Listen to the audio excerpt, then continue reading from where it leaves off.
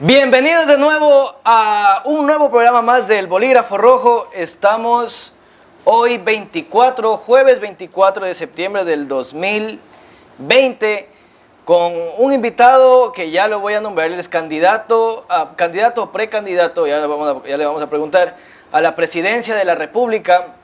Ya lo voy a presentar un poquito más a detalle. Primero voy a dar nombre a la cerveza La Tierrita, que está con nosotros siempre desde el inicio de este programa, que comenzamos el 14 de enero, el primer programa con nuestro amigo con Polo Flores. Algo que siempre me pasa, yo creo que y he preguntado, he tenido aquí a varias personas de televisión y a todos les pasa, pensé que yo que era el único, pero no soy el único. Es que uno, cuando está preparando el programa o está antes de entrar al programa, está tranquilo, pero uno ya se sienta aquí o ya se prende la cámara y uno empieza a temblar, se le empiezan a trabar las palabras, se pone nervioso. Pero mientras vamos avanzando, se van yendo esos nervios. Entonces, vamos a proceder a abrir la cerveza Tierrita, que está con nosotros desde el principio. 100% artesanal, creada aquí en Santo Domingo, gracias a José Bolívar Jaramillo, que nos auspicia cada semana cerveza La Tierrita para disfrutar aquí con el invitado. Y ahora sí, sin más, doy paso al invitado de esta noche, con quien me honra con su presencia estando aquí, porque, ya digo, es un candidato a la presidencia de la República, el señor Gustavo Larrea. Bienvenido, Gustavo. Muchas gracias. ¿Cómo le va? Un gusto. ¿Viene de Quito usted? No, estoy en gira nacional. Hoy estuve en Los Ríos, estuve en Quevedo, salí desde Guayaquil a Quevedo y llegamos aquí ya pasada las... ¿Es candidato? ¿Ya está inscrito? Candidato a la presidencia. ¿Cuándo Fui se inscribió el usted? primer candidato inscrito el día lunes. ¿Este lunes? Este lunes. Sí. Ya se supone que están todos inscritos. Ya somos la primera candidatura inscrita en el Consejo Nacional Electoral. ¿Su vicepresidenta, quién es? Nuestra vicepresidenta es Alexandra Peralta, economista especializada en agricultura y en agroindustria. Ella ha trabajado 25 años en actividad agrícola y agroindustrial. Y básicamente por una razón, te digo, porque nuestra propuesta es construir el futuro desde nuestras raíces. Ya hemos fracasado, ha habido tanta novelería en la política, en la conducción del Estado. Llegan con ideas y el país no sale adelante. La única manera de salir adelante es desde nuestras raíces como país agricultor, que es un país agrícola, que tiene, recordemos a los ecuatorianos y a Santo Domingo. El Ecuador es el país de la papa y del maíz, es el país del cacao, es el país del tomate. Del aquí banano. nació, no, el banano no nació aquí, él vino claro. de fuera. Ya. Los que nacieron aquí le dimos la alimentación al mundo. Mira, el licor nacional de los rusos es el vodka, y el vodka se hace de nuestra papa. Francia tiene como su comida y su plato preferido la papa, y la papa es made in Ecuador. El cacao, que de aquí se expandió al mundo, es origen ecuatoriano. El tomate, los italianos tienen como su alimento principal, componente de su alimentación, es ecuatoriano.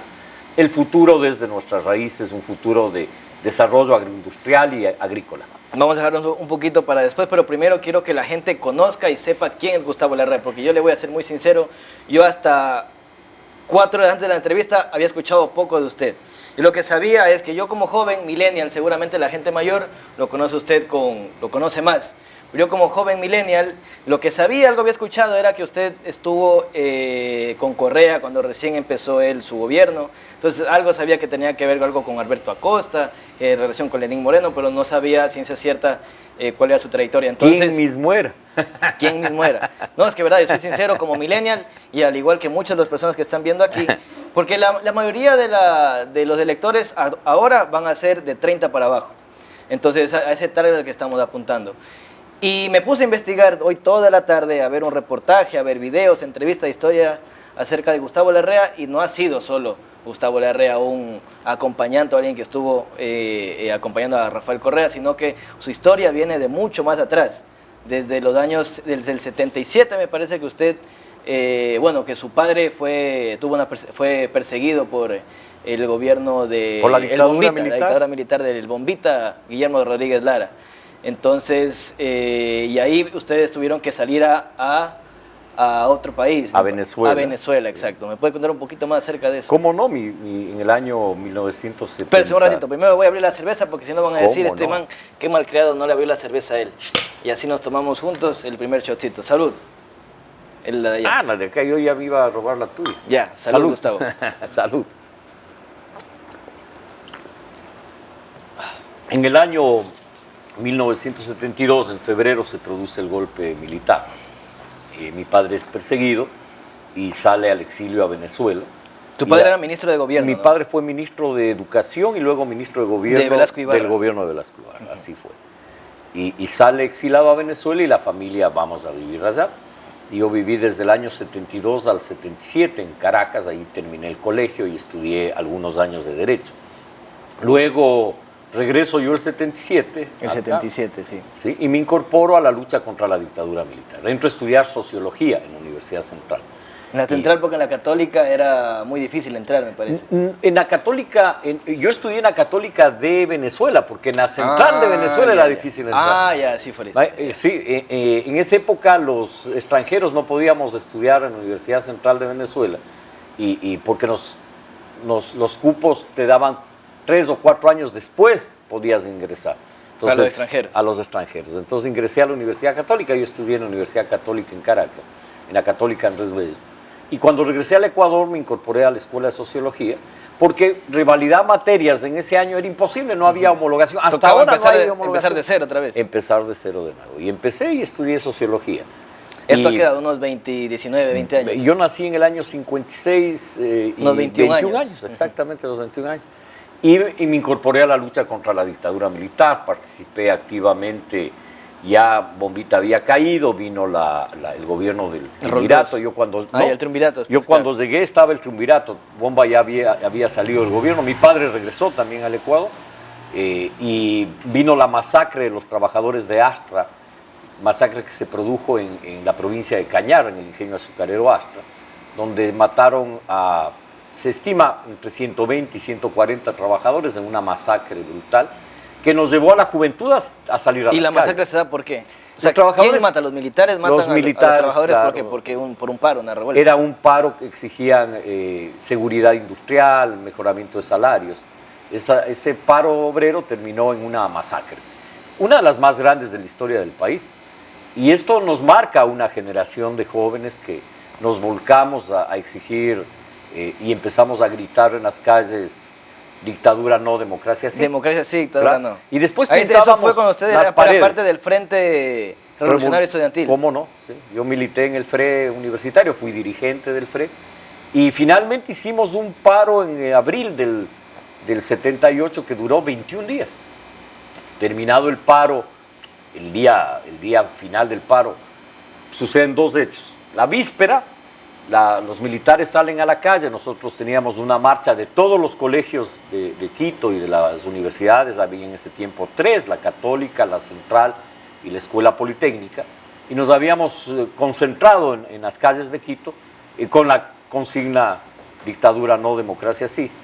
De ahí sale el nombre del partido ahora. De ahí sale democracia sí. Yeah. Y ahí nos apresan y empieza a acercarnos la policía y el ejército, y decidimos entregarnos todos. Entregarnos, o sea... Sí, nos entregamos todos, alzamos la mano y nos entregábamos porque entonces llenaban los buses de la policía, del ejército, presos. Y nos llevaban presos. ¿Ese tiempo dónde se llevaban presos? A distintos cuarteles. Pero A mí me presos, llevaron- ¿qué tiempo? ¿Era un rato, unos 5 días? Bueno, o... había muchachos que ya estaban 21, 20, 15 días presos. A mí me tomaron preso ese día, nos llevaron a lo que era... Había un cuartel del ejército que es frente al aeropuerto militar de Quito, frente a la base aérea, que ahora incluso funciona ahí el Consejo Nacional Electoral, de las contradicciones de la vida.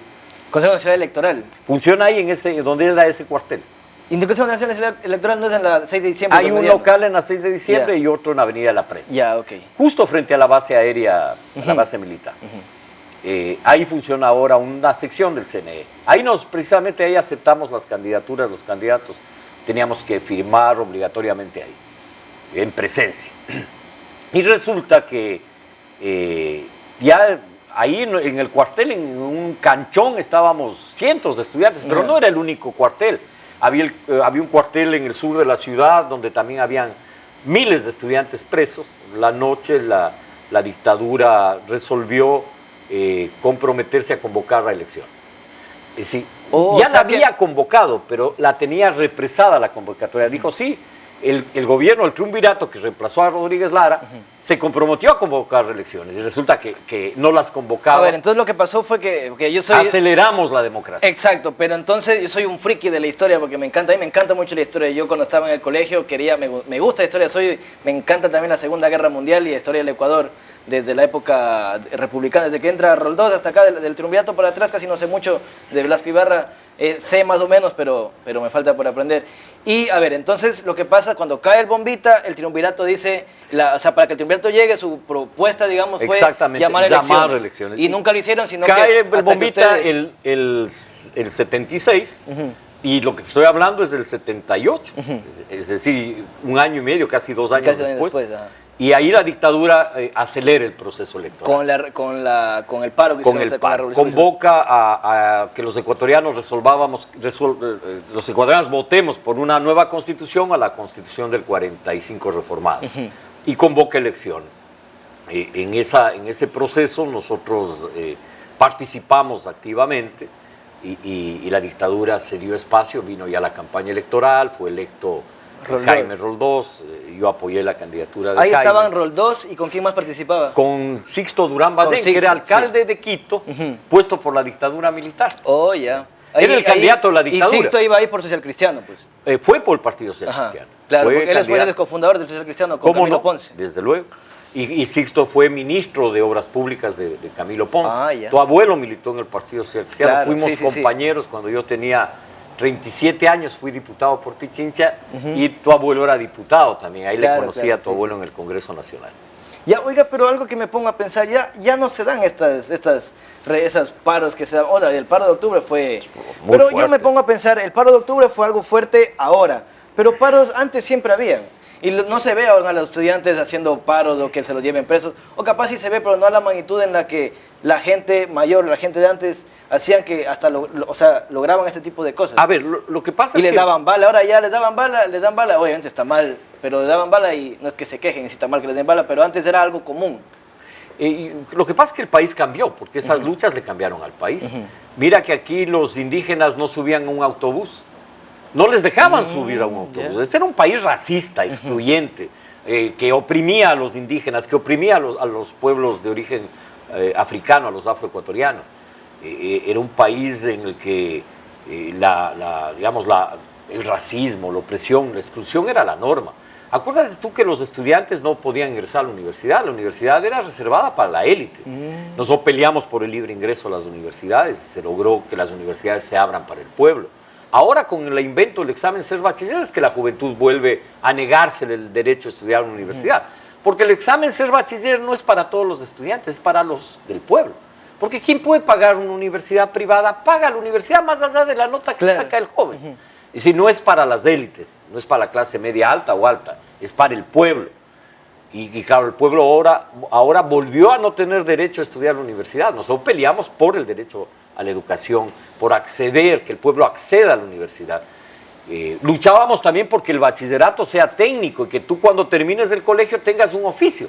Y había el bachillerato de artes y oficios, el bachillerato técnico, que el gobierno pasado, a nombre de la revolución, un retroceso histórico, eliminó el bachillerato diversificado y técnico. En un país de la diversidad, donde cada cantón es distinto, donde requieres una educación diversa, adaptada a la realidad productiva, ambiental y cultural de cada cantón y a veces de cada parroquia. Es decir, hay un retroceso tremendo. Ahora estamos luchando por eliminar el bachillerato general unificado y tener un bachillerato especializado que se adapte a la realidad de cada cantón. Después vamos a avanzar un poco más en la historia. Usted entra también a trabajar en el gobierno de Roldós, en el ALDU. Me imagino que es algo referente a los derechos humanos. ALDHU. Asociación Latinoamericana de Derechos Humanos. Ya, ¿y qué se hacía ahí? Ahí ¿O cómo usted hace ese contacto? ¿Por qué Roldós lo pone a usted a trabajar en este puesto? A ver, no es que me pone Roldós. La ALDU era un organismo no gubernamental. Ya. Que lo formaron varios presidentes latinoamericanos y varios líderes de todo el continente como un organismo para luchar por la democracia, por las libertades y por la protección de los derechos humanos. Entonces, los dos firma la constitución de ALDU con, diría yo, los demócratas de América Latina, y muchos jóvenes nos integramos al ALDU, entre esos yo. Después yo, años después, fui director para los países andinos del ALDU. Incluso en el año 2002 me dieron el premio mundial por defensa de los derechos humanos del gobierno de Francia y el Parlamento francés, la Asamblea Nacional de Francia, me otorgó ese premio años después. Pero yo me incorporo a la defensa de los derechos humanos. ¿Por qué? Porque venía un gobierno nuevo que había que cambiar la legislación que no tenía la dictadura, porque la dictadura gobernaba por decreto, había eliminado el derecho a la organización de los estudiantes, la Federación de Estudiantes Universitarios y Secundarios era ilegalizada, las centrales de trabajadores, y peleamos por la legalización de las organizaciones, por los derechos de la juventud, de las mujeres, y fue toda una lucha importante. Entonces yo me incorporé al ALDU como activista en derechos humanos. Yo no era funcionario de la institución, yo trabajaba en alfabetización en la población andina, con indígenas. Y por eso yo peleo porque la educación sea en quichua, porque me doy cuenta en la campaña del cual yo era... Y es que ustedes fueron la primera escuela bilingüe, exactamente, la primera escuelas y colegio. El primer colegio de educación donde los niños en escuela y los jóvenes en el colegio podían estudiar en su lengua materna y como segunda lengua el español, como lengua de relación intercultural con la sociedad mestiza dominante en el país. Pero claro, los niños que iban a las escuelas y estudiaban y no sabían español, los profesores les pegaban, les decían hablas de idioma de animales. Había una exclusión y una opresión al pueblo indígena intolerable. Por eso formamos el colegio, y el colegio funcionó. ¿En dónde fue el colegio? En toda la sierra, desde el Carchi hasta Loja. Teníamos, el colegio a veces uno cree que es un edificio, ¿no? El colegio funcionaba en las casas comunales, en las iglesias. Era autoeducación, lo que ahora vemos por la pandemia. La educación era a distancia, teníamos textos, los estudiantes estudiaban en su comunidad y le visitaba un profesor que era un facilitador más que profesor, cada 15 días al grupo. Se estudiaba haciendo, tú aprendías matemáticas en el colegio, en los guachos, contando las hortalizas, cuántas zanahorias hay acá, ahí aprendías a sumar, a multiplicar, a dividir, todo era práctico. El bachillerato era bachillerato técnico en agricultura. Tú estudiabas mejoramiento de suelos, estudiabas goteo, riego por goteo, estudiabas riego, estudiabas fruticultura, horticultura. Y ahora, ¿y quiénes eran los maestros de estas comunidades? Eran gente que había trabajado el agro, muchos eran de las mismas comunidades, otros eran un grupo de jóvenes profesionales de la Escuela Politécnica del Chimborazo, que eran graduados en agricultura y en ganadería, se incorporaron al equipo nuestro, al equipo de apoyo al trabajo de cada comunidad. Entonces teníamos 3.500 estudiantes, muchos de ellos terminaron el bachillerato, muchos se convirtieron en dirigentes de la CONAIE y de las federaciones provinciales.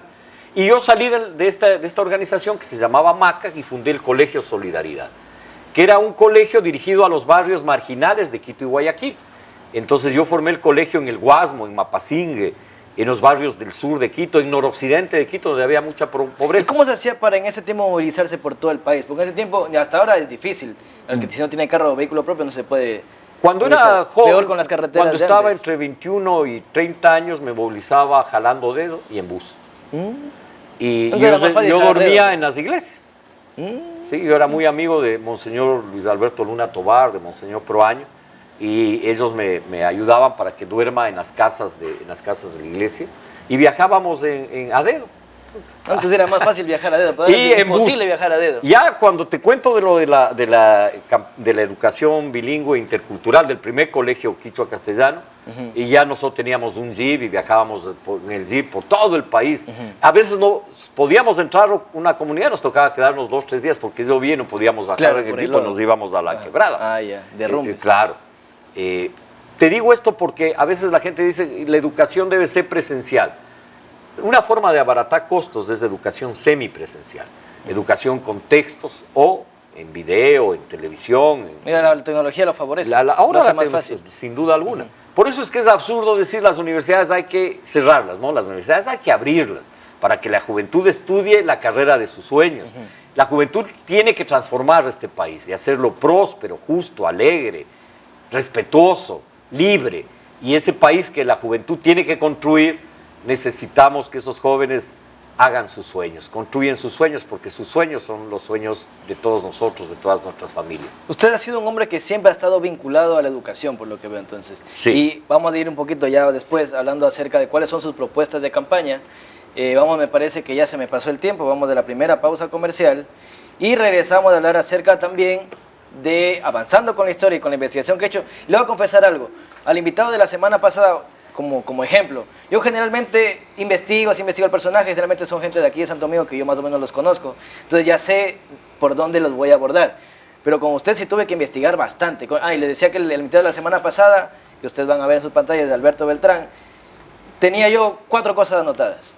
Nada, y lo demás fue fluyendo ahí en la conversación. Qué bien. Pero con usted sí he investigado bastante. Entonces vamos a regresar de la pausa comercial hablando acerca de el apoyo que usted le dio al general Frank Vargas Pasos en el Taurazo. O sea, de una época, una historia vacancísima que yo le digo, me encanta la historia nacional.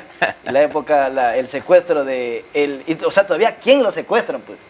Y lo secuestra el comandante general de la Fuerza Aérea y comandante general de las Fuerzas Armadas, presidente. Y siendo que eran panas, pues eran compadres pues, de bautizo o de matrimonio. No sé de qué, pero eran compadres. Entonces vamos a la pausa comercial, a la primera pausa comercial, y regresamos al segundo bloque hablando acerca de este tema interesante, importantísimo. Ya regresamos.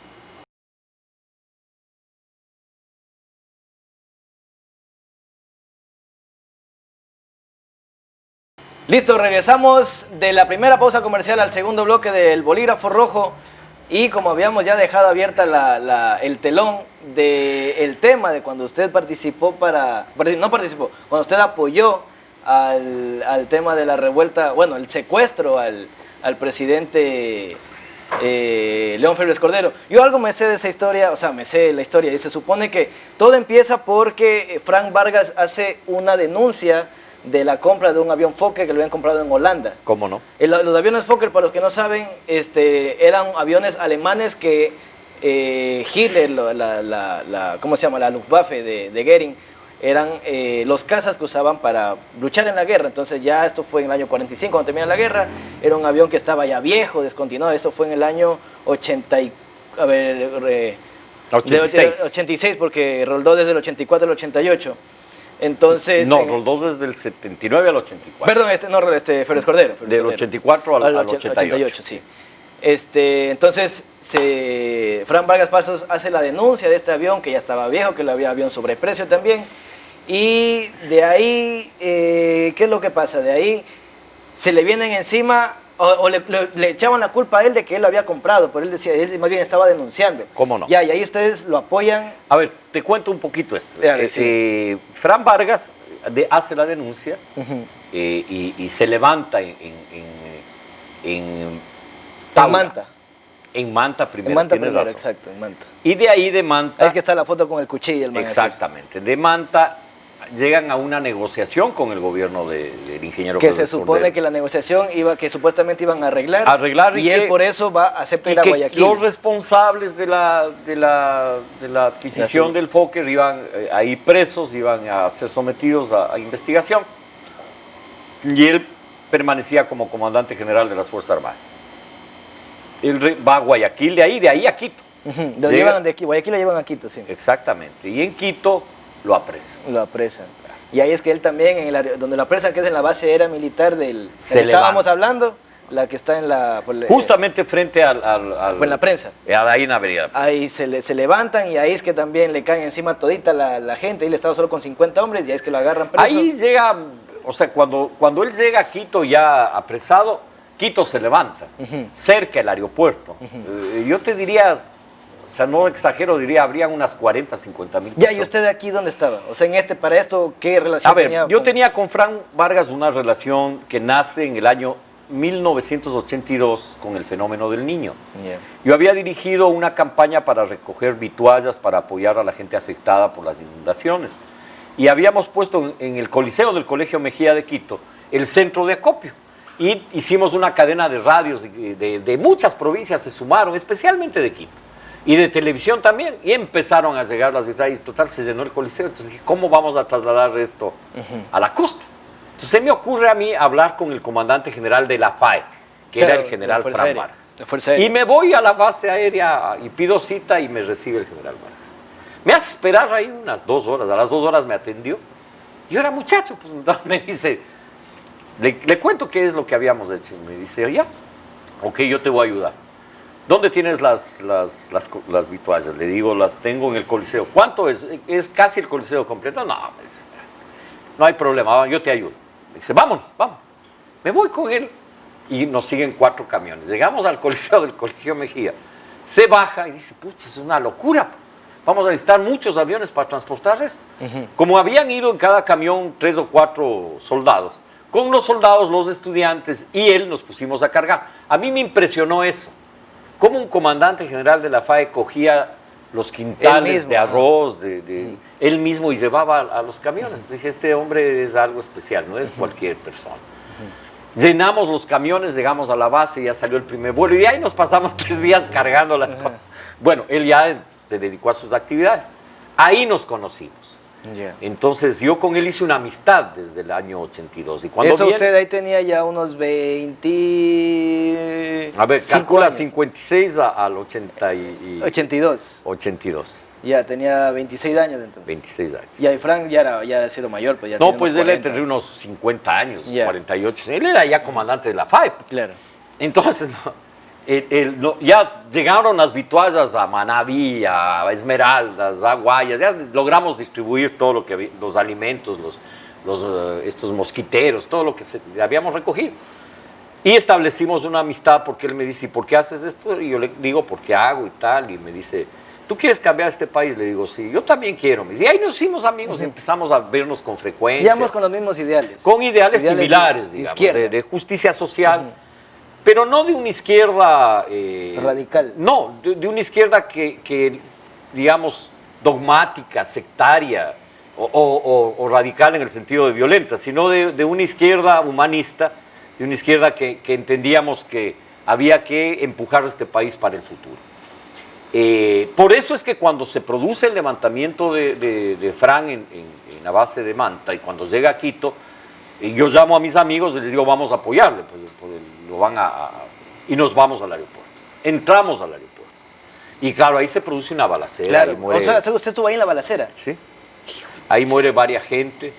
Y Fran se acerca a mí, a un sobrino de él y nos dice... Tu historia vivita. Claro, nos dice, ustedes tienen que salir de acá. El ejército va a entrar y van a entrar los tanques, tengo información de inteligencia de que van a invadir. Y van a matar a la gente. Así es que en una ambulancia de la Cruz Roja nos sacaron. A todos los que estaban dentro a un grupo que estábamos ahí. Y ahí se quedó Frank, después lo apresaron y fue a la cárcel. Ahí formamos el Comité por la Libertad de Frank, que lo dirigió su esposa Miriam, y hicimos un trabajo por la libertad de él, hasta que finalmente el Congreso Nacional, años después, le dio la amnistía. ¿Sí? Pues no fue meses, porque esto me parece que fue por marzo. Fue meses porque era todavía el gobierno de Febres Cordero. Claro, fue en marzo. Pero Febres Cordero no aceptó la amnistía y ahí viene la segunda parte porque es que viene el levantamiento. Ahí se da el problema porque el Congreso ya le da la amnistía, pero Febres Cordero no dio paso. Entonces, da la amnistía el Congreso. Eso pero eso fue unos meses después, fue por marzo. Estaba de presidente de la Asamblea del Congreso, no se llamaba Asamblea, sino Congreso Nacional, Andrés Vallejo. Y vicepresidente era Enrique Ayala Mora. Enrique Ayala, sí. Ok. Me acuerdo de eso. Logramos aprobar la amnistía, porque fue una victoria, un triunfo. Y Febres Cordero no acató la decisión del Congreso y lo mantuvo preso. Entonces, ahí se produce el levantamiento de oficiales y soldados de la base de Taura y los secuestran a Febres. Ya, ahora y eso sería algún día, espero también entrevistar a Frank Vargas. Este levantamiento que hace en la base de Taura, ¿él la manejó o fue una iniciativa de los soldados? Fue una iniciativa de los soldados. Frank estaba, que él estando preso no sabía nada de esto. En el fuerte Atahualpa él estaba incomunicado, preso, incluso... él nos contaba esa época que estaba dopado, le dopaban en la alimentación, le dopaban. Que él estaba como zombie, nos decía, el que no tenía mucha conciencia, que él cree que le drogaban. Porque incluso cuando se produce ya el secuestro de Febres Cordero y acuerdan la liberación de Vargas a cambio de la liberación de Febres Cordero, y eso es lo que se produce. Vargas llega a la base de Taura y ahí Febres Cordero lo sueltan a Febres Cordero para que a Guayaquil. vaya. Porque el objetivo de estos soldados y de estos oficiales no era derrocar al presidente Febres Cordero, si no lo hubieran derrocado. El objetivo era la liberación del general Vargas, y ahí queda libre el general Vargas. Queda libre, pero de ahí esconderse, porque el gobierno de Febres Cordero lo quería capturar, pues lo quería meter preso. Entonces Fran vivió algunos años hasta que llegó el gobierno del doctor Borja, de Rodrigo Borja, vivió en la clandestinidad, vivió escondido. De ahí vamos avanzando igual en la historia y usted pasa a trabajar como subsecretario de Fran Vargas, que era ministro de gobierno en la época de Bucaram. ¿Cómo no? Los 6 meses de gobierno de Bucaram fue Fran Vargas Pasos, ministro de gobierno, y usted fue subsecretario. Así es. Subsecretario, y ahí entra un personaje importantísimo, que es Lenín Moreno, que él era director administrativo, me parece. Él era ¿verdad? el director administrativo del Ministerio de Gobierno. Sí, sí. Y ahí empieza su amistad con Lenín Moreno. ¿Cómo lo conoce usted a yo Lenín? Lenín le conozco en el 77, en la lucha contra la dictadura militar. Ya. Él era dirigente de la Facultad de Administración de Empresas. Ya. Fue presidente de la ¿Todos ustedes son contemporáneos más o menos? Sí. ¿O él es mayor que usted? Ahí le veo bastante mayor a mí. Claro, pues ya por eso pensé que, o sea, que usted es mayor que él. No, él es mayor a mí. Ah, ya, sí. Él era dirigente de la Facultad de Administración de Empresas porque él ya había estudiado algunos años medicina y algunos años psicología y estaba en Administración de Empresas. Ahí lo conocí a él en la lucha contra la dictadura militar. Ya, ahí nos hicimos amigos. Ya, entonces todo ese tiempo fueron amigos, pero no habían compartido trabajo juntos. No. Hasta llegar al gobierno de Bucaram. Claro. Lo que pasa es que nosotros participamos en las elecciones para diputados en el año 84, Fran y yo como candidatos a diputados por Pichincha, y ganamos la elección. Fuimos la primera fuerza de la provincia, ganamos largo. ¿Por qué partido? APRE, Acción Popular Revolucionaria Ecuatoriana. Entonces ustedes fueron diputados en la época de Febres Cordero. En la época... No, de Borja. de Sixto Durán. De Sixto, allá, antes de Bucaram. Yo fui quien le llevó a juicio político a Alberto Dajiga Sosi. Ya, el juicio que lo destituyen, pues claro. sale. Bueno, no lo logramos destituir porque compraron la conciencia de los diputados. Pero a la final salió igual, pues. Claro, porque el presidente de la Corte Suprema de Justicia abrió la bóveda y lo que nosotros habíamos denunciado se demostró que era realidad, que con los plata de la vicepresidencia se habían comprado hotel en Atacama, se habían comprado la radio Democracia de Quito con los fondos reservados. Esos, los famosos fonditos. Claro, los famosos fonditos. Y resulta que con esa alguien me está entreteniendo ahí, pues saquen a ese muchacho de ahí. Que me hace así, me hace señas, se desespera, está medio dormido. Disculpen. No, siga nomás, que eso es así. Parte de la reunión. Entonces resulta que nosotros participamos en la elección del año 94, fuimos elegidos diputados. No, puede haber sido 84, del 94. Del 92, pues. No, 94, 96, porque habían elección a mitad de periodo. A mitad de periodo, claro. Entonces nosotros ganamos la elección a mitad de periodo. Del 94. Ganamos el 94. Sacamos el 34% de la votación. Ahí es que conocí a tu abuelo en el Congreso. Ahí debe ser, ahí, sí, porque él fue usted decía, mi abuelo en el 70, pues no, pues no, en el 94. 94, ahí fue diputado. Ahí fue, justo con Jorge, justo cuando yo fui diputado. Ya. Y ahí, en ese Congreso, nosotros con Fran, y ahí Lenín trabajó con nosotros en el Congreso. Ok. Porque era muy amigo de Fran ya, y era ahí, parte del APRE, era dirigente. Pero ahí Lenín no entró no era diputado. No. ¿Ayudaba? ¿Qué hacía él? Él era dirigente. No. Él era dirigente del APRE, era militante y dirigente del APRE. Ya. Y ahí también ustedes hacen un viaje a Washington en el tema de la guerra del CENEPA. ¿Cómo no? Se produce la guerra del CENEPA. Ajá. Viene todo ese discurso de Sixto de ni un paso atrás. Ni un paso atrás, ajá. Y yo era miembro de la Comisión de Relaciones Internacionales, entonces viajamos a Washington. Como diputado. Como diputados en la comisión por el tema de la paz. Si nosotros queríamos resolver el problema con el Perú y la guerra se estaba produciendo ya la guerra en la frontera. Entonces sí, yo fui miembro de esa comisión y logramos que se pare la balacera que había. El ejército o sea, ustedes peruano. viajan a Washington estando en plena guerra todavía. En plena guerra. Oh, ya, entonces ustedes fueron a Washington a buscar la paz, a dialogar. Fuimos a Washington porque queríamos que la Organización de Estados Americanos, que tiene sede en Washington, se pronuncie sobre un acuerdo pacífico. Y tuvimos reuniones con los países garantes, que eran Brasil, Estados Unidos, y no me acuerdo cuál otro país, en este momento no tengo la memoria, y logramos que estos países intervengan y se creó una comisión internacional que visitó la zona y impidió que siga la guerra, ¿no?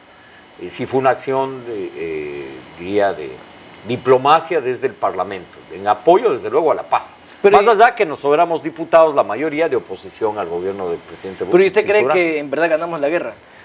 La guerra después viene otra guerra, que es en la época de Maguad. De Maguad, claro. Esta es un capítulo previo a la de Maguad, la del claro, CENEP. la del CENEP, la del 95. La del 95. En el 95... A ver, no. Entonces usted me está diciendo... Perdón. En la época del 95 fue lo de Sixto, ahí fue la guerra. Ahí fue la guerra. Ya, pero a eso voy.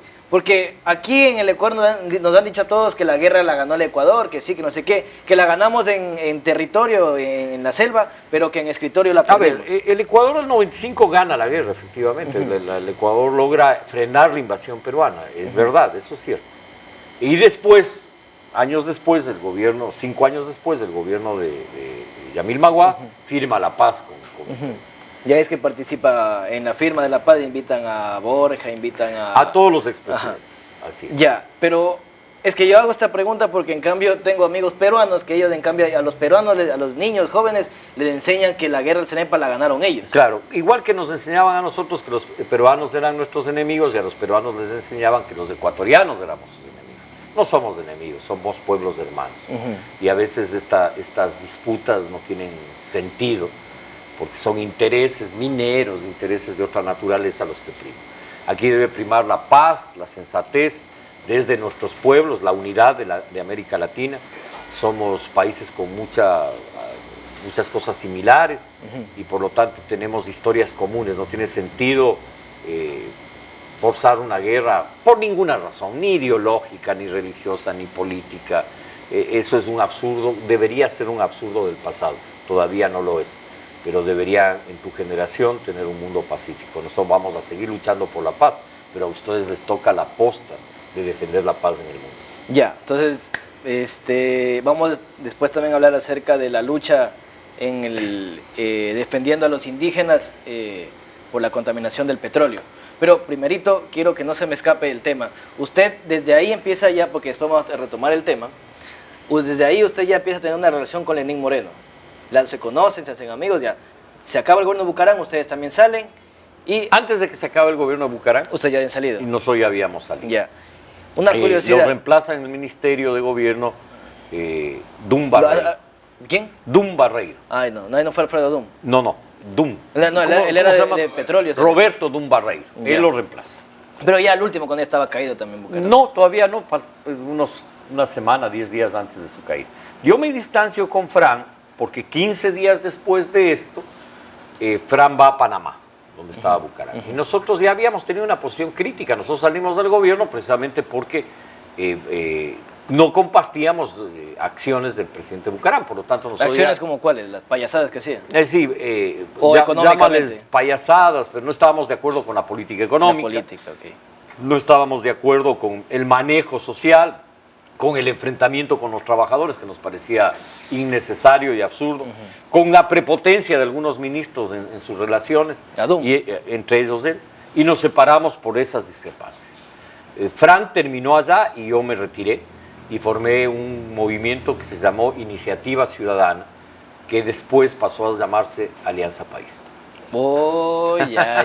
O sea que usted le cede el partido a Rafael, o le dio el partido ya casi formado. Nosotros teníamos la estructura y cuando viene Rafael Correa, formamos Alianza País porque ahí se incorpora un grupo de gente dirigida por Ricardo Patiño, vinculada al sector de Cristianos por la Liberación. Se incorpora ese grupo, se incorporan algunos amigos del joven Rafael Correa y se forma Alianza País. Ya, vamos a dejar todo esto para el tercer bloque porque también se me ha ido ya el tiempo. Y voy a ver qué tiempo, claro, sí, ya se me está yendo el tiempo. Y vamos a regresar hablando. A mí me encanta tener personajes así como usted porque es la manera en que yo aprendo. Y es es la primera vez en la que por fin puedo sacar a flote mis conocimientos porque no tengo con quién más hablar acerca de esto. Entonces me gusta leer, pero no tengo con quién más hablar. Mis hermanos les aburre, y no les interesa, entonces hablo solito y por fin ha valido la pena lo que tanto me pongo a ver documentales, historias, para por fin no quedar tan mal con usted. Entonces vamos a la segunda pausa comercial y regresamos al tercer bloque, entretenidos con esta súper historia viva aquí en el Bolígrafo Rojo. Vamos a la pausa comercial y regresamos.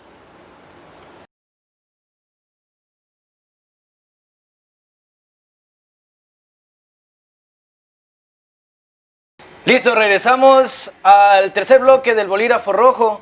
Estamos en una súper interesante entrevista con el candidato a la presidencia de la República, Gustavo Larrea.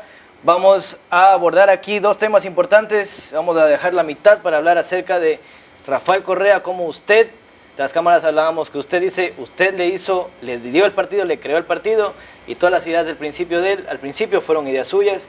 Y luego vamos hablando ya acerca de... Cuando se forma AP es un producto de que Iniciativa Ciudadana planteó la candidatura de Correa en la medida en que él se comprometió a impulsar la constituyente y se comprometió en impulsar una revolución productiva, una revolución ética, que esa revolución ética implicaba combatir la corrupción, una revolución para la independencia, una revolución de la justicia se llamaba, independencia de la función judicial. Una revolución social para que la gente tenga acceso a la educación y la salud y una revolución de unidad latinoamericana. ¿Usted cómo lo conoce él? ¿Cómo él llega a acercarse a ustedes? A ver, yo lo conozco a él porque como ministro de Economía tiene posiciones que nos acercan. Plantea él la necesidad de que algunos de los fondos de inversión sean usados de manera urgente para solucionar problemas económicos. Plantea la salida de la Oxy por la violación del contrato petrolero de la Oxy. ¿La Oxy qué es? Es una compañía petrolera que había comprado un campamento petrolero ilegalmente. Ya. Y que había una exigencia de la sociedad de que Oxy deje el país. Sí. Y el otro tema fue el TLC. El TLC afectaba gravemente a los productores lácteos, porque la leche iba a venir de Estados Unidos a menor precio, a la agricultura, porque el maíz y la papa subsidiada en los Estados Unidos iba a venir a menor precio, iba a quebrar a miles de productores del país, cientos de miles de productores. Entonces, claro, nosotros nos identificamos con el ministro de Economía que dijo, bueno, no hay que firmar el TLC. A ver, pero el Tratado de Libre Comercio nos traía papas y a cambio, ¿qué le damos nosotros a Estados Unidos? Es absurdo, es un tratado de libre comercio que en vez de vendernos tecnología, que es lo lógico, y nosotros venderles papas, arroz, maíz, etcétera, ellos nos vendían los productos agropecuarios, nos llevaban a la quiebra, porque estaba mal hecho ese tratado, estaba mal concebido, o sea, mal negociado. En idea o en teoría es algo bueno, pero claro, ¿cómo se firmó? ¿Cómo los acuerdos que se no se firmó nunca, no se llegaron a firmar, porque el libre comercio es importante y la apertura comercial en una política económica es importante, pero no es cualquier libre comercio, porque si tú produces maíz y va a llegar el maíz subsidiado de otro país y va a quebrar a los maiceros, hay que decir no. Claro. Entonces, claro, el intercambio tiene que ser por los productos... Por lo que aquí no hay. Que lo que aquí no hay, si no, no tiene sentido un tratado comercial. Comercio, pues, claro. Entonces, bueno, ese fue el tema y a partir de eso hicimos una relación. Iniciativa Ciudadana planteó su candidatura y planteamos construir un movimiento electoral. Ese movimiento electoral tuvo el nombre de Movimiento País, no de Alianza País. El nombre realmente es Movimiento País. Pero se les llama Alianza País. La Alianza le pone él, me parece el nombre, porque Rafael tenía un partido en la Universidad de Guayaquil que se llamaba Alianza, no sé qué cosa. Ya, pero nunca se llegó a llamar así. La Alianza era el Movimiento País más los aliados. Eso era Alianza País. Pero legalmente se llamaba MP, Movimiento País. Ya. Incluso los colores de Iniciativa Ciudadana pasaron a ser los colores del Movimiento País, que era el verde flex y el azul flex, que eran los colores de Movistar. Claro, sí. Pero nosotros le pusimos esos colores porque eran los colores de la época, eran los colores de la modernidad. De la juventud. De la juventud. Y pusimos esos colores. Bueno, después viene la tragedia que vivió el país, la ilusión de cambio que tuvimos todos. ¿Cuál es la tragedia que vivió el país? La falsedad, la mentira, el engaño, el gran engaño. Aquí pues, se produjo un gran engaño y una gran traición. Ya, entonces ahí vamos a eso. ¿En qué momento se rompe la relación suya con Rafael? ¿O cuándo usted se desprende del gobierno? Yo salgo del gobierno en enero del año 2009 y salgo por discrepancias. Y usted entra también como ministro de gobierno, ¿verdad? Cuando gana Correa, yo soy parte del buró de campaña, soy miembro del comité ejecutivo de AP y ministro de gobierno. ¿Y por qué ministro de gobierno? Porque yo manejaba la política en el movimiento. Sí, claro. Y yo pasé a ser ministro de gobierno y después fui ministro de seguridad interna y externa. Pero antes del 2009 ya había habido, en el 2007 me parece, en enero del 2007, el caso Yuma. Y eso es de noviembre del 2008. Ya, ahí fue que... Ahí se produce un problema y yo renuncio al Ministerio de Gobierno, que es una huelga de trabajadores y la paralización de una carretera en Dayuma, justamente. O sea, eran unos trabajadores que estaban construyendo la vía y el congresista no les había pagado. Exactamente. Y los trabajadores se levantan. Exactamente. Y usted apoyó a los trabajadores. No, yo lo que hice es hablar con el ministro de Finanzas para que haga la transferencia y pague la empresa a los trabajadores. Ya. Cuando eso se produce, Correa estaba en China, llega Correa y me dice, ¿por qué no desalojas a los trabajadores? Le digo, porque están en un reclamo justo. Ajá. Lo que hay que hacer es pedirles pacíficamente que se retiren. Él pierde la cabeza y yo renuncio. Pues me dice, no, tienes ¿Pierde la cabeza es qué hizo? O sea, me dice, tienes que inmediatamente ordenar, mandar la policía, fuerza, arrestar y darles garrote, gas, etc. Yo le dije, no, yo, defensor de derechos humanos, no voy a violar los derechos de esos ciudadanos. Por lo tanto, yo presento la renuncia y me Pero separé ahí Rafael lo vuelve a llamar. Pasa el mes de diciembre y Correa en diciembre me llama y me pide que regrese como ministro de Seguridad Interna y Externa. Y yo regreso al gobierno después de un viaje que yo hago fuera del país para la liberación de los secuestrados por las FARC, Clara Rojas, el niño Emanuel, y se produce un proceso en el que intervenimos delegados de 10 presidentes de repúblicas, incluyendo el delegado de la República Francesa, Española, y vamos a la negociación para la liberación. Más que negociación, lo que hubo es un acuerdo a través del Comité Internacional de la Cruz Roja de que las FARC liberaban a los secuestrados. Nosotros fuimos como comisión de garantía de la liberación de los secuestrados. La liberación no se produjo, falló la liberación, finalmente, esto era entre los días 26 de diciembre y 1 de enero, el 2 de enero regresé yo al Ecuador y la liberación se produjo el 8 del mes de enero. De ahí salió toda una campaña sucia en contra mía. Pero eso del caso Angostura, el caso Angostura... Es un año después. Ya. No un año después, es meses después.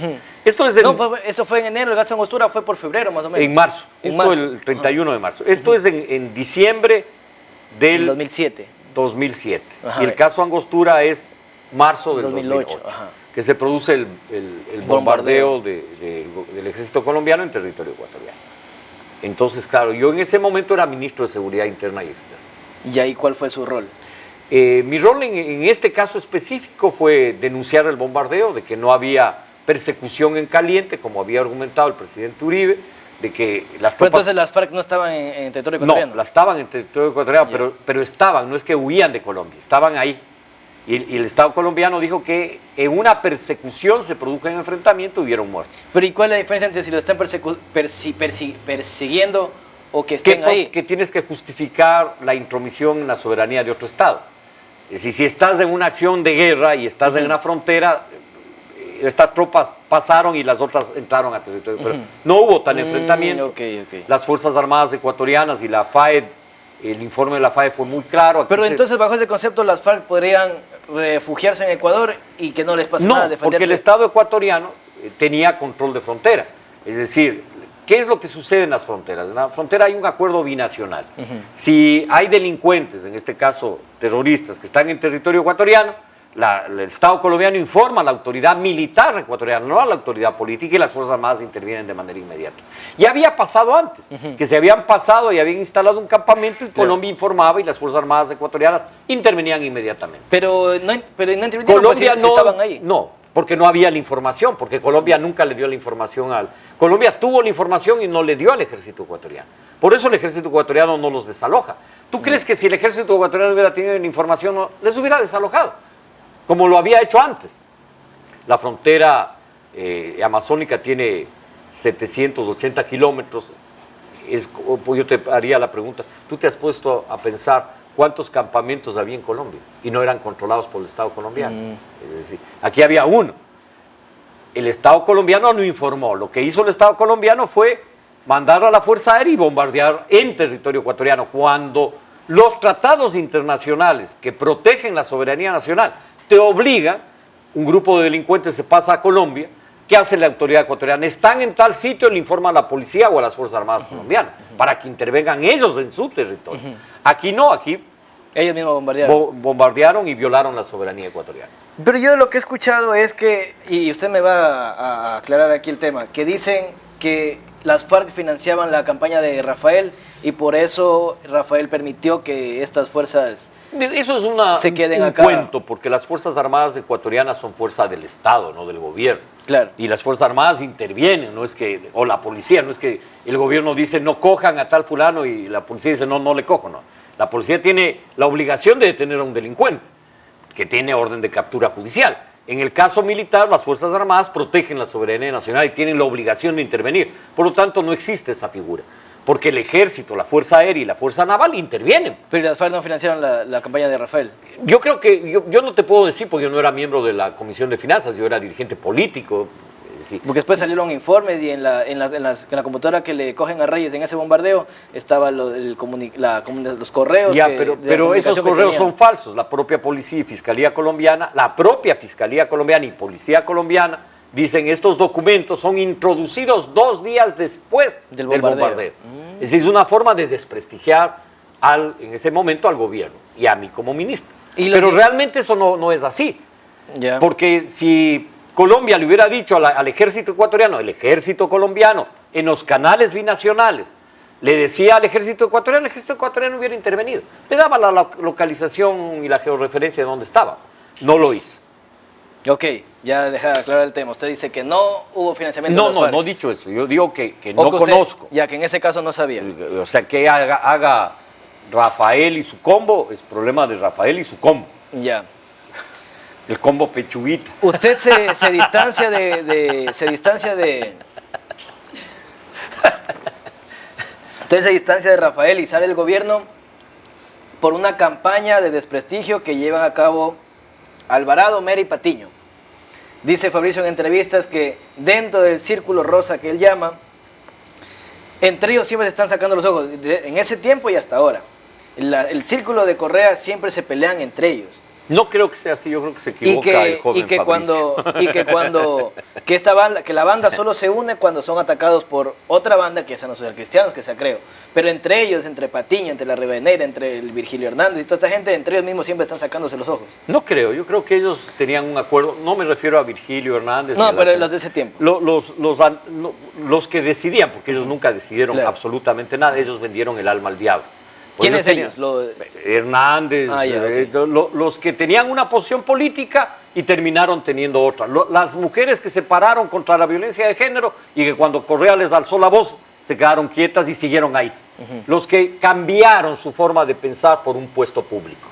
Ellos vendieron su alma al diablo, esos son zombies. Ya, pero los zombies son unos, los otros eran los que decidían.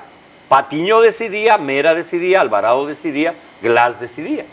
Ellos, esos 4 de ahí, ellos son parte de un mismo grupo desde que eran jóvenes, desde que eran estudiantes de escuela y colegio. Boy Scouts. Eran niños Boy Scout. Y digo niños, por si acaso haya malas interpretaciones. Eran niños Boy Scout, que jugaban a los campamentos, que estaban en los campamentitos, de ahí se hicieron amiguitos. Instructores de ellos era Patiño, es mayor a ellos, era instructor. Y Raúl Patiño también. Y Raúl también, no solo Ricardo, eran instructores. Pero la jorga esa no era, Raúl no era de la jorga, Ricardo era de la jorga. Ellos tienen lazos que están, y que no son ideológicos ni políticos, son lazos de otro tipo que todavía no descubrimos. Ahí está el famoso círculo rosa. Ya, pero ellos... Entonces no es que se pelean como cree el Fabricio, hacen que se pelean. Dicen, este es un tal, para que uno les crea, pero ellos son un argoz muy cerrado. Y ahí ellos llevan esta campaña de desprestigio contra usted y ahí es que se provoca que usted salga del gobierno de Rafael. No por eso, la campaña viene ahí, viene después, pero yo no salgo por eso. Yo salgo porque discrepo con el presidente y te voy a contar cuáles son las discrepancias. La primera en la campaña el gobierno había ofrecido, o la candidatura había ofrecido una revolución productiva. Y una revolución productiva era apoyar a los agricultores, era apoyar a la industria, a la construcción, al comercio, al transporte, al turismo. Llega el gobierno y el primer año efectivamente se crea el programa 555, empiezan los créditos, se dinamizan las pequeñas actividades económicas y el segundo año deciden que no, que lo que había que hacer es obra pública, porque ahí ya estaban los contratos y ahí estaba el CED. Eso es, hicieron obra pública y se olvidaron del desarrollo. Entonces yo reclamé eso, dije, ¿cómo ustedes, o cómo nosotros que nos habíamos comprometido con el pueblo y el país a invertir en crédito barato a largo plazo, no cumplimos? Entonces ya primera bronca fue esa. Y la segunda fue cuando él dijo, esta revolución tiene que acelerarse e ir más rápido. Y para más rápido hay que controlar todos los poderes del Estado. Ya. Yo dije, un momentito. No, pues ya. Mi familia ha peleado en este país desde mis tatarabuelos por la democracia, por las libertades. Yo no me voy a embarcar. Andaba con el Eloy Alfaro? Mi bisabuelo fue coronel de Alfaro y mis tíos bisabuelos fueron Julio Andrade, que fue el jefe militar de la Revolución Alfarista y fue fundador del Colegio Militar de Alfaro. Y Roberto, que fue canciller de Alfaro. Y mi tatarabuelo, que fue mi bisabuelo, Camilo, que fue ministro de Educación. Entonces, claro, yo con una formación liberal como la que tengo, de base, es decir, yo no iba a meterme en armar una dictadura a nombre de la democracia. Entonces le dije, no. Hasta aquí llegué yo, renuncié y me fui. Y lo hice públicamente. Después dirigí la campaña, esta vez no, señor prepotente, cuando convocó a la consulta popular para meter la mano a la justicia. ¿Y qué hicieron los partidos políticos? ¿Sabes qué hicieron? ¿Qué hizo Alvarito? ¿Qué hizo Nebot? ¿Qué hizo Lazo? Callados. Silencio. No fueron capaces de entrar a la campaña y derrotarle en las urnas. ¿Y por qué cree que ellos Porque creían que Correa era invencible.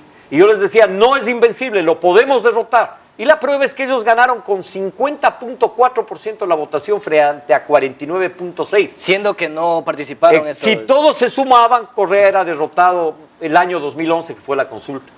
Es decir, Correa creó el mito de la invencibilidad, que es ahora el mito que andan jugando los correístas, que es que el señor, que no me acuerdo ni el nombre, Arauz, es invencible. Arauz es un muchacho que tendrá que vivir un largo periodo de una carrera política, no tiene ninguna opción electoral. Lo otro es pura demagogia, pura campaña. Decir que va primero en las encuestas, aquí en Santo Domingo nadie les conoce. Pero no son en Santo Domingo, estuve ahora en Los Ríos, no tienen apoyo. Estuve en Santa Elena, tampoco tienen apoyo. Es un mito, es un cuento. El mismo cuento que le hicieron al pueblo ecuatoriano de que eran invencibles. Ese cuento era parte de la estrategia de Correa. Yo ahí tomé distancia. Entonces se ve el manejo de propaganda que tienen ellos. Tienen un muy buen manejo de propaganda, que es convencerle al adversario que está perdido. Pero como yo les conozco, no estamos perdidos y les vamos a derrotar en las urnas. Vamos ahora sí a sus propuestas de campaña. Usted está dándose la vuelta por todo el país, haciendo campaña, haciéndose conocer. Y esta entrevista queda grabada también para salir en el canal y también va a estar en las redes sociales para que si lo quieren volver a ver, lo vuelvan a ver, si lo quieren compartir, lo comparten y así se va difundiendo y conocen más acerca del personaje que tengo aquí enfrente mío. ¿Cuáles son sus campañas sus propuestas de campaña? Creo que hay que reactivar la producción. ¿De qué manera? Creo que hay que construir el futuro desde nuestras raíces. Aquí ha habido mucha novelería. En los años 60, 70 se dijo, sustitución de importaciones nos lleva al desarrollo. Y superamos la pobreza con eso. Entonces vino una industria llamada industria falsa de ensamblaje, se instaló y está bien porque generó más o menos 30.000 puestos de trabajo, pero no nos lleva al desarrollo, genera 30.000 puestos de empleo. Después se puso de moda el neoliberalismo, apertura de mercados nos lleva al desarrollo, abrimos los mercados, pierde el desarrollo, no hay desarrollo. Y no estoy en contra de la apertura de mercados, pero es insuficiente. Después dijeron, no, fuerte intervención del Estado, esa es la PEPA. Ahí como estamos ahora. Vino la fuerte intervención del Estado, no pasa nada. Tampoco nos desarrollamos. Porque el desarrollo requiere de todo a la vez. Requiere una visión de 360 grados. Y requiere ir al desarrollo desde tus raíces. Tú no puedes construir el desarrollo y pretender ser la sociedad de conocimiento y competir como quería el expresidente con los países asiáticos, Europa, Estados Unidos y Canadá en tecnología. No vamos a competir en celulares con ellos, pero sí vamos a competir en nuestros productos incorporando valor agregado. Nosotros no deberíamos ser el país del cacao, aquí nació el cacao, pero deberíamos ser el país del chocolate. Claro. Industrializarnos. No vender, nosotros vendemos ya 38 frutas, podríamos vender 100 por la diversidad del país. Las 38 frutas que exportamos debemos exportar compotas de frutas, helados de frutas, mermeladas de frutas, jugos de frutas, chocolates llenos de frutas, rellenos de frutas, licores de frutas. Es decir, hay que abrir la mente. Exportamos flores. Y yo me reunía con los floricultores, les decía, hay que incorporar valor agregado a la flor. Y me dijeron, no, ya está incorporado, miren en el empaque. No, no. El valor agregado es construir la nueva perfumería del mundo. Los olores que tenemos en el planeta vienen del Asia, vienen de los países árabes De los y los europeos. franceses, esos algunas esencias europeas. Pero no tenemos el olor de la selva amazónica, no tenemos el olor de Galápagos, no tenemos el olor de Santo Domingo, el olor de los Andes. Tenemos que hacer la nueva perfumería del mundo. El desarrollo desde nuestras raíces, pero no es cualquier desarrollo, es un desarrollo con identidad. Porque cuando tú pierdes la identidad y quieres competir con los otros que tienen su identidad y su historia, te das contra el planeta como nos ha pasado, porque nuestras élites no han entendido que el futuro es desde las raíces. La fuerza nuestra es ser lo que somos. Es ser cholos, negros, indios, blancos, mestizos, esa es nuestra fuerza. Tener la biodiversidad que tenemos. Nuestra fuerza no es otra. Mira este país, el país de la mitad del mundo con la maravilla de microclimas, la biodiversidad que tiene, es una potencia. En la medida en que alineemos la política pública, la política del Estado con la realidad. Por lo tanto, creemos que hay que hacer una transformación, una nueva ley de desarrollo agropecuario y agroindustrial. La tonelada de cacao frente a la tonelada de chocolate, 18 veces más el precio. Claro. La tonelada de atún en bruto o al granel frente a la tonelada de atún en cajita o en lata, 5 veces más el precio. Es decir, podemos transformar nuestras materias primas en productos elaborados. Esa es nuestra fuerza. Desarrollar el turismo. Es decir, de construir un futuro con identidad, no cualquier futuro. Porque cualquier futuro nos lleva a darnos contra el planeta. Hay que traer inversión.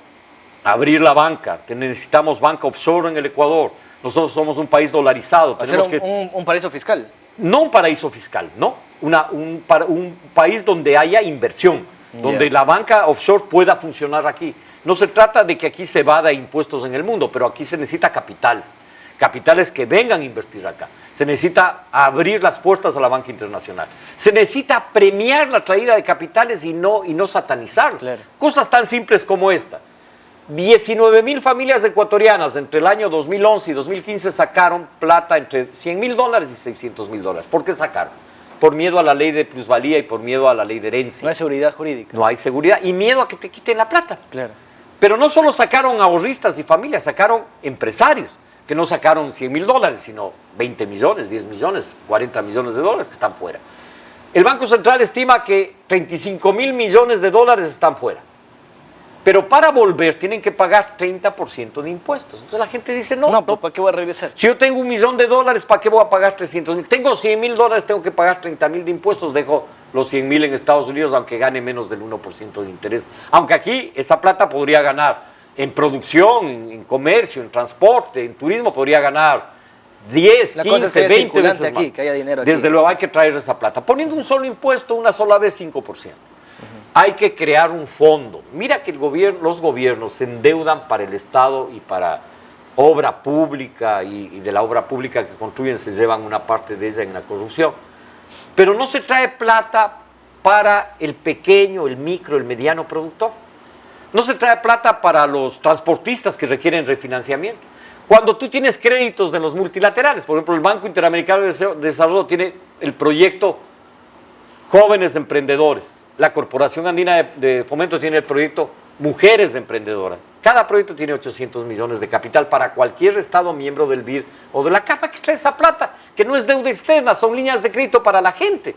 El Banco Mundial tiene líneas de crédito prioritarias para la agricultura y la agroindustria por 1.500 millones de dólares. ¿Qué esperamos en traer esas líneas de crédito al 2% de interés y prestar a los agricultores, prestar a los ganaderos, prestar a quienes tienen emprendimientos para dinamizar la economía y no esta barbaridad de que el Estado tiene que hacer todo? Este es un país de propietarios y de productores. Somos 850,000 familias ecuatorianas que tenemos más de 5 hectáreas de tierra y producimos. A nivel urbano, más de 1 millón de familias tienen pequeños, medianos negocios, comercio, servicios, comunicación, transporte, industria, construcción, artesanía. 120,000 pescadores artesanales en las costas. Esa es la potencia de este país. Si cada una de esas líneas genera un puesto de empleo, has generado más de 2 millones de empleos. El empleo no se genera aumentando la burocracia, se genera aumentando la riqueza, la producción, el comercio, los servicios. Claro, porque esa es la línea o la bandera de lucha de los países, en este caso Venezuela, y como fue el caso de Ecuador aquí, que daban trabajo, pero lo que hacían era expandir el sistema burocrático. Exacto, no es un trabajo productivo. Cuando cae el gobierno se endeuda, tiene que también votar a esa gente y buscar trabajo en el sector privado. Desde luego, porque la dinámica de la economía la da la gente. Así es. Pero para eso hay que hacer otros cambios, hay que cambiar la educación. No es posible que tengamos 120,000 productores de banano y ni un solo colegio técnico en banano, en lácteos, en carne, en arroz, en cacao, en café, en hortalizas, en frutas, en construcción, en industria, en comunicación, etc. La educación no sirve para nada. Podría cerrar los colegios y no pasa nada, la economía seguiría funcionando. La educación tiene que estar alineada con el ecosistema, tiene que estar alineada con la cultura y tiene que estar alineada con la producción. Pues ¿en qué país del mundo vivimos? Claro que esta es una estupidez casi generalizada en América Latina. La educación no está alineada con la vida de la gente. La educación tiene que estar vinculada con lo que producen. Claro. Si no, no vas a mejorar la productividad, no vas a mejorar la producción y no vas a mejorar las condiciones de vida. Los ganaderos de aquí, hijos de ganaderos, se van a estudiar al Zamorano y no se quedan aquí porque aquí no hay una buena escuela. No hay. Entonces aquí debes tener colegios técnicos, tecnológicos y universidades adaptadas a la realidad. Esa transformación hay que hacer. La locura de este señor que gobernó este país, desapareció el bachillerato diversificado, técnico y los colegios de artes y oficios y crearon el bachillerato general unificado. Tenemos que hacer una reforma y crear un bachillerato especializado, técnico, adaptado a la realidad de cada cantón del país, a esta riqueza que tiene la diversidad del Ecuador. Hay que hacer una reforma universitaria para que las universidades también se vinculen a la producción. No puede ser que las universidades vivan de espaldas a la realidad del país y en el caso de Santo Domingo, el cuento de la universidad hay que hacerlo realidad. Cada provincia debe tener una universidad, no porque da bien, sino porque es el pulmón de desarrollo de la provincia. La universidad en el caso de Santo Domingo tiene que ser una universidad agropecuaria, una universidad agroindustrial. Esos son los ejes de la universidad de esta provincia, porque esta provincia es una potencia agrícola. Si puedes tener carreras aledañas como derecho, ingeniería, qué sé yo, aledañas, pero el eje productivo es el más importante. Carreras vinculadas a lo que es la realidad de esta provincia. Y finalmente en el tema de salud pública, no finalmente porque me falta el tema de la lucha contra la corrupción. Petrolero también quiero hablar. En la salud pública. ¿Qué hizo el gobierno anterior? Cerró los centros de salud, votó a 1,900 médicos epidemiólogos porque decían la epidemiología no sirve para nada. Qué ricos giles. Viene la pandemia, giles, es la verdad.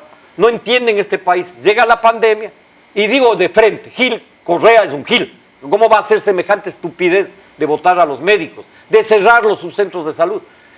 En la generación mía y algunas generaciones posteriores, cuando tú eras niño, no ibas a un médico privado, ibas al subcentro de salud. Y ahí tenían tu ficha.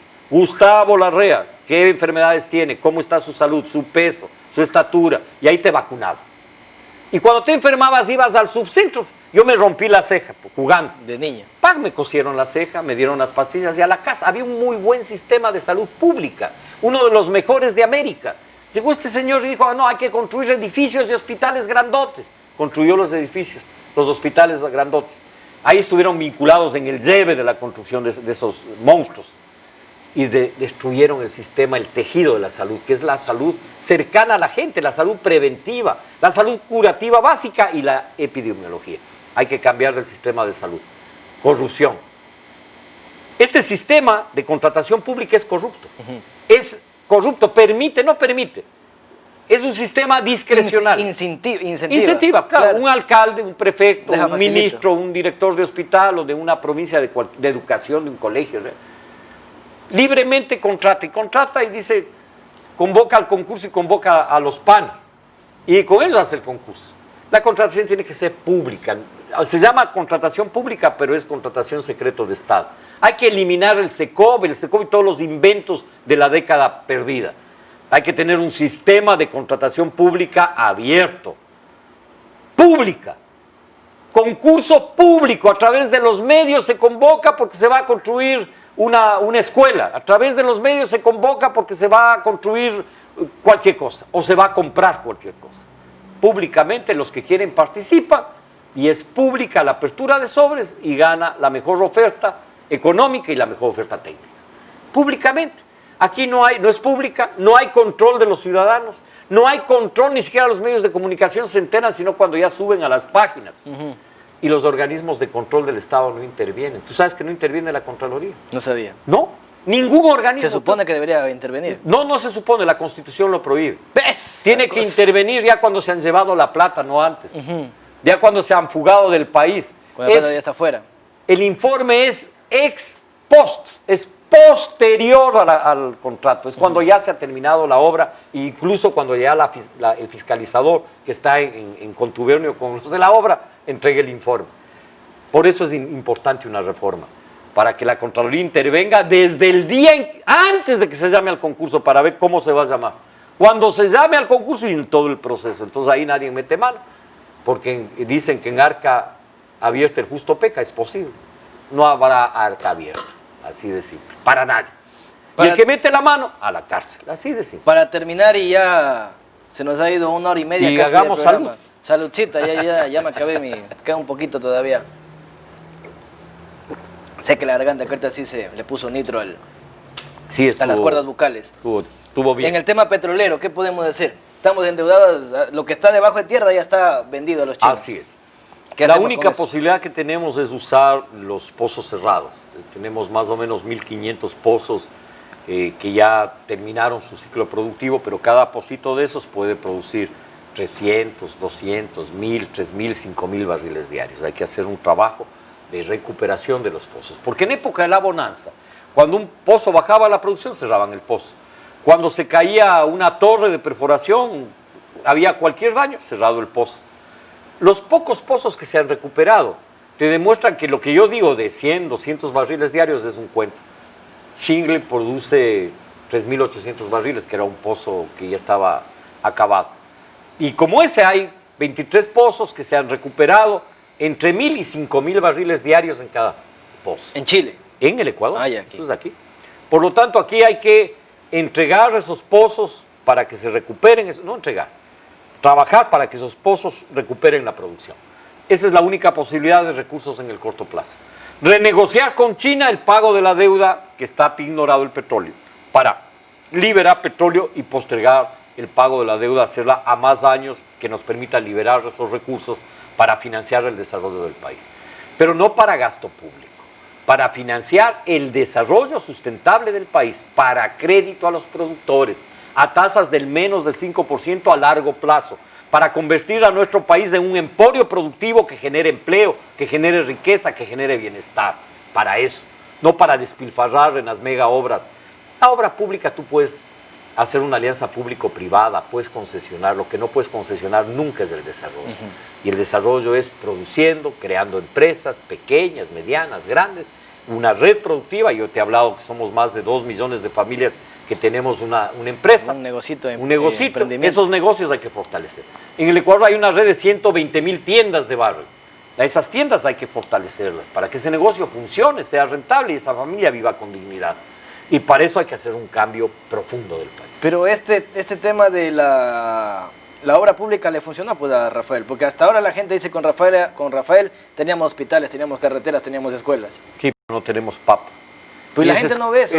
Yo creo que sí, yo creo que se va dando cuenta. Yo creo que es un mito que no se da cuenta. Hay un porcentaje de la sociedad que puede decir eso, pero claro, no hay empleo. El sector se puso trabas al crecimiento y desarrollo económico. En cifras macroeconómicas, cuando tú inviertes en un Producto Interno Bruto de 100.000 millones, inviertes 3.000 millones, vas a crecer el 3%. Inviertes en construcción, vas a crecer el 3%. Pero eso es crecimiento económico, no desarrollo. Si esos 3.000 millones van a la producción y se genera una economía revolvente, que sigues creciendo, eso es desarrollo. que hay que tener políticas ambientales claras, rigurosidad ambiental, pero crecimiento no es lo mismo que desarrollo y el país requiere desarrollo económico.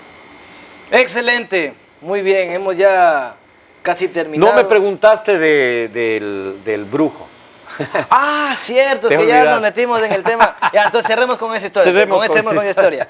Yo investigando la vida de él, investigando toda mi trabajo que hago antes de tener aquí al invitado, veía que usted en un viaje de Bahía a Quito pasa por Flavia Alfaro y en Flavia Alfaro el carro se les apaga, se les daña el carro. Sí. ¿Y qué pasó ahí? Mi mujer no quería regresar a la hora que se debe regresar de la playa, que es en la mañana, sino ¿qué tiempo? hasta las 5 de la tarde en la playa me tocó regresar de noche. Y de noche ¿Hace qué me tiempo fue coge- eso? Eso debe haber sido en el... Déjame ver, debe haber sido el 88, 90. Ya. entre el ¿Qué tiempo 80. tiene usted de casado? Yo tengo 15 años de casado, Ya. ¿ya? Pero tengo una relación de pareja de muchos años antes. Ya. Entonces ahí era su novia entonces. Digamos que era mi novia. Ya. ¿Ya? Entonces resulta que se daña el carro, se acelera el carro bramaba, era como un... estaba acelerado y no había cómo frenarlo, sino con marcha. Me puse cuarta, tercera, segunda, primera, y le apagué. Y que se apagó el carro. Eran, en esa época, 11 y media de la noche. En esos años no es como ahora. Oscurito eso. Todo, no se veía nada. Pide ayuda ahí hasta que sale un señor de una casa y dice, ¿qué les pasa? Le digo, se dañó el carro. Me dice, uy, qué pena. Dice, ahorita es bien difícil. Si quieren, arrímenle, pónganle un vaso adentro y vengan a pasar la noche aquí en mi casa. Le digo, espérese un ratico, vamos a intentar avanzar hasta Santo Domingo. Entonces parábamos carros, no había cómo. Hasta que para una camioneta, ¡plac!, al lado del carro. Y se baja un hombre que no medía más de 1,40 de estatura, no, 35, Sí. pequeñito. Ya. ¿Ya? Que tenía solo 3 dedos en cada mano, jorobado, una joroba, y una persona que le acompañaba, un flaco alto que tenía algún problema con las piernas porque era como que caminaba, como que tenía chicle en las piernas. Ya, sí. Tenía algún Distrofia problema. muscular, puede ser. No, había sido poliomielitis. Ah, ya. Entonces se acercan ellos y me dicen, ¿qué le pasó? Y le digo que el carro se aceleró. Entonces él le dice, abra el capó, abro el capó. Yo le voy a arreglar. Dice, es una pieza que apréndale, le prendo. Dice, no regresa el acelerador, se le queda acelerado porque se rompió la pieza. Busquemos alambre y hagamos la pieza. Efectivamente buscamos alambre, hicimos la pieza, funcionó. Y me dice, usted vaya adelante hasta Santo Domingo, yo voy atrás. Y cuando lleguemos a Santo Domingo, yo sigo aquí, usted quédese allá y ya le arreglo el carro para mañana. Perfecto. Una cosa importante, cuando él bajó en el balde del carro, tenía una culebra, una lora. Vivas. Vivas, claro. Él era un curandero que iba de feria en feria, de pueblo en pueblo, en las ferias de Santana, de Milagro. Pero el hombre emanaba. El hombre era de origen esmeraldeño. Su padre era de apellido Bone y su madre era de la provincia de Chimborazo, era de apellido Colta. Él se llamaba Remediano Bonacolta. Yeah. Y me dio su tarjeta, Remediano Bonacolta. ¿Qué decía? ¿Curandero? ¿Mago? No, ¿Qué decía? decía doctor en magia blanca, doctor en quiromancia, no sé qué cosa. Y guardé la tarjeta. Me compuso el carro, llegamos ya. Cerca de Santo Domingo, él me pasa porque se acerca, porque él iba a unos 10 metros, 15 metros, se acerca y cuando él se acerca, las luces del carro se encienden, las plumas hacen chuchuchu, la radio se enciende y digo, este man me dañó el sistema eléctrico. Me pasa y me dice, ¿sabe que me voy aquí? Yo le digo, no, quédese, que ya le invito a cenar. Había un agachadito ahí, nos parqueamos en el agachadito, bajamos, comimos ahí. Cuando quise pagar la cuenta, ya había pagado el señor la cuenta. Me dijo que él hacía el bien a todos, le quise pagar, me dijo que no. Que su vida era hacer el bien, porque cuando tú haces bien, recibes el bien. Y ahí me hice amigo de Remediano Bonacolta, curandero, un hombre que formó la Asociación de Curanderos, y cuando yo fui diputado, impulsé que no se les persiga, porque antes era delito penal, les llevaban presos, y se legalizó estas prácticas de medicina tradicional. Él era un curandero que curaba de todo, curaba mal de ojos, de espanto, pero también curaba dolor de estómago, de cabeza. Esa es la historia de Remediano Bonacolte. Estoy escribiendo una novela de la vida de él. Fue un tipo fantástico, Pero murió ¿qué? ya. Ah, falleció ya. Falleció ya Remediano. Pero usted le siguió la vida y le fue anotando cada cosa. Y Claro, le hicieron entrevisté muchas veces. Al comienzo iba a hacer un testimonio de él, pero decidí crear una novela de ficción, Ya. recrearla con la ficción de este ser humano extraordinario que hizo el bien pueblo por pueblo en todo el país. Con su hija Camila está para que haga una película también de eso. O contigo. O Vamos a conmigo hacer también. Una nos película juntamos de y ficción. hacemos. Yo que claro. también soy graduado de Dirección de Cine y Artes Escénicas por la Universidad de las Américas en Quito. Es que eso podría convertirse en un guión para sí. Claro, sin duda. chéverísimo. Pero Porque una además serie puede rescatas ser. la vida tan rica de nuestro pueblo, porque la medicina de doctor, tal es la medicina para un sector de la sociedad, pero hay otro sector de la sociedad que tiene sus propios médicos, sus propias formas de curar. Cuando yo era niño, y yo no fui al médico sino como a los 50 años de edad, no ibas al médico. Nuestras madres y abuelas eran Claro, médicos. ellas mismas. Nos daban las agüitas cuando te dolía el estómago, te dolía la cabeza. Nuestra cultura incorporaba la salud en la vida familiar. Eso hay que rescatar. La modernidad trajo cosas muy positivas y trajo cosas muy malas, que es perder nuestra identidad, Nuestras es tradiciones. olvidarnos de nuestra cultura, que son tradiciones además que resuelven problemas, porque no es una tradición cualquiera. Yo cuento siempre que mi abuelo Fidel Cabrera, era juez, era abogado, pero él era campesino. Llegaba de la Corte de Justicia, donde él era juez del Tribunal de Menores. Se sacaba el terno, se ponía camisa e iba a trabajar la tierra. Y claro, el huerto de él era una maravilla, tenía frutas, tenía de todo. Él en su juventud había sido zapatero, él era de Gualaceo, de origen gualataco. Y en ese cantón eras agricultor, zapatero. Él además, porque su familia le permitió estudiar en Cuenca, fue abogado. Esa tradición pierdes y pierde la modernidad porque valora un tipo de trabajo y no otro. Cuando hay que valorar todo esfuerzo humano, hay que valorar, hay que respetar y hay que querer. Se han perdido esas tradiciones. Listo, ahora sí, con esa historia súper interesante y bien bonita la historia. Tenemos aquí, Gustavo ha venido con un equipo de gente, equipo de trabajo, que ha quedado maravillada con la historia que acabo de contar. Y espero que les haya gustado la entrevista a ustedes también. Y a ustedes que están viéndonos en casa también espero que les haya gustado esta entrevista. Y con eso nos despedimos. Vamos a estar aquí la próxima semana con otro invitado. Él es un candidato a la Asamblea Nacional por el partido, el Movimiento Construir. Y bueno, ya en el programa con él estaremos hablando, voy a dar un poco más de detalles acerca de quién es él en su presentación. Muchas gracias, Gustavo, por haber venido y estar aquí en mi programa. Muchísimas gracias. Qué gusto haberlo conocido y haber tenido yo la oportunidad de poder por fin desfogar mis conocimientos, de hablar con alguien de tanto que me ha informado acerca de la historia nacional. Muchas gracias, Gustavo, y nos vemos la próxima semana con ustedes. Hasta la próxima. Muchas gracias.